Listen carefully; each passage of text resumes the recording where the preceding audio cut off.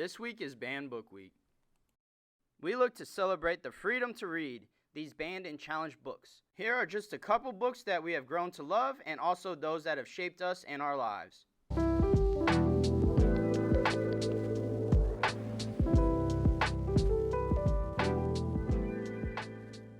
My name's Andrew from the Turner Community Library. My favorite banned book is Mouse by Art Spiegelman. I really like it because it is an easy way for young adults and children to understand the horrors of what happened in World War II.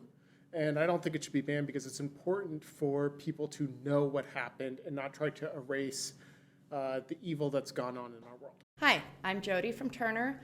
My favorite books, I would say, it's a toss-up between Harry Potter and Twilight. Harry Potter, I don't see the magic. I see it as a kid overcoming everyday obstacles. And Twilight, because the girl gets the guy. Why not? I'm Kelsey, and the book that I chose for Banned Book Week is the House of Night series. I like it because it has magic and vampires, and I don't think it should have been banned. It brought me a lot of joy, and I think everyone should read it at least once.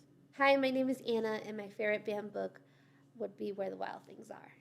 It's a classic because the author creates a story that tells the symbolic emotions kids can experience. I'm Isabella from the Turner Community Library, and the banned book I picked was Brave New World by Aldous Huxley. So this book was written in the early 1900s and speaks to a lot of the fears that Americans had about the future at that time. But it has a lot of relevant themes for today. It's wildly entertaining. It is a little creepy. It kind of makes you queasy. It is definitely an emotional roller coaster, and I would recommend it. One of my favorite banned books is Huckleberry Finn by Mark Twain. I think it was one of the realest representations of slavery for the time. When you compare it to something that previously was there, like Uncle Tom's Cabin, it definitely gives you a different vibe and doesn't sugarcoat things, doesn't bring stereotypical representations and how things were good on these plantations. I know people want this book to be banned because the N-word is seen throughout it, but I think that brings an authenticity for the time. You really side with Huck through his whole adventures and his dilemma of wanting something different, wanting him to be somebody else. And throughout all of Huck's adventures, he sees that the grass is not always greener on the other side.